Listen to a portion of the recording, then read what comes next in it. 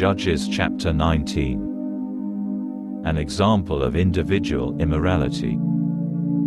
In those days, when there was no king in Israel, there was a certain Levi living on the far side of the Ephraim hills who took a woman from Beit Lechem in Yehuda to be his concubine. But his concubine was unfaithful to him and left him to go to her father's house at Beit Lechem in Yehuda, where she stayed for some time, 4 months. Then her husband went after her to persuade her to return. He had his servant with him and a pair of donkeys. She brought him into her father's house, and when the girl's father saw him, he was glad to meet him. His father-in-law, the girl's father, kept him there. So he remained with him 3 days. They ate, drank and stayed there. On the 4th day they got up early in the morning, and he prepared to leave. But the girl's father said to his son-in-law, "You'll feel better if you have a bite of food before you leave." So the two of them sat down and ate and drank together. Then the girl's father said to the man, "Please stay one more night, and have a good time." The man rose to leave, but his father-in-law pressed him, so he stayed there again.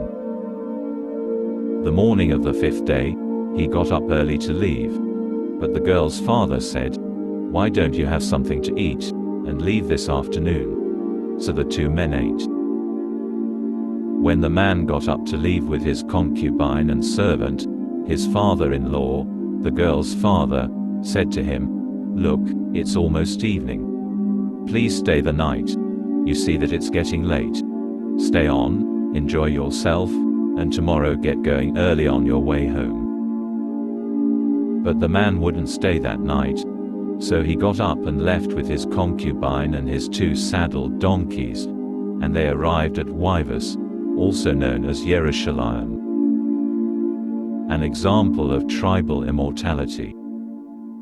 By the time they arrived at Wivus it was nearly evening, and the servant said to his master, "Why don't we go on into this city of the Yevusi and stay there?" But his master said to him, "We won't go into a city of foreigners which doesn't belong to the people of Israel. We'll go on across to Giv'ah." He said to his servant, "Let's go, and we'll get to one of those places. We'll stay in Giv'ah or Ramah." So they went on and kept traveling, until the sun set on them near Giv'ah, which belongs to Benjamin. There they turned off the road to go and stay in Giv'ah. He went in and sat down in the city's open space, since no one had offered his home for them to spend the night. In time, at nightfall, an old man came from his work in the field. He was from the Ephraim hills and was staying in Giv'ah, although the residents were of Benjamin. The old man looked up, saw the traveler in the city's open space and said, "Where are you going, and where are you coming from?" He replied, "We're crossing from Beit Lechem in Yehuda to the far side of the Ephraim hills. That's where I'm from. I went to Beit Lechem in Yehuda, and now I'm going to the house of Adonai. But there's no one here who will let me spend the night in his home. We have straw and food for our donkeys, also bread and wine for me, my concubine and the boy there with your servants. We don't need anything else." The old man said, "You're welcome to stay with me. I'll take care of anything you lack. Just don't spend the night out in the open."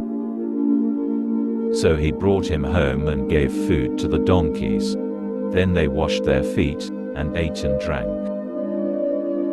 They were relaxing, when suddenly some men from the city, good-for-nothings, surrounded the house and began beating at the door. "Send out the man who came home with you," they demanded of the old man whose house it was. "We want to have sex with him." The man whose house it was went out and said to them, "No, my brothers, please don't do anything as wrong as this. Look, he's just a guest in my house. Don't do this degrading thing. Here's my daughter, who's a virgin, and his concubine. I'll bring him out. Mistreat them. Do what you want to them, but don't do such a degrading thing to this man." However, the men wouldn't listen to him. So the man took hold of his concubine and brought her out to them. They raped her and abused her all night long. Only at dawn did they let her go. At daybreak the woman came and fell down at the door of the man's house where her husband was, and she was still there when it grew light.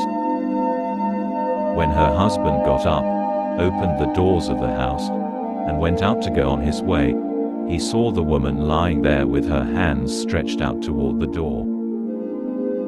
He said to her, "Get up. Let's go."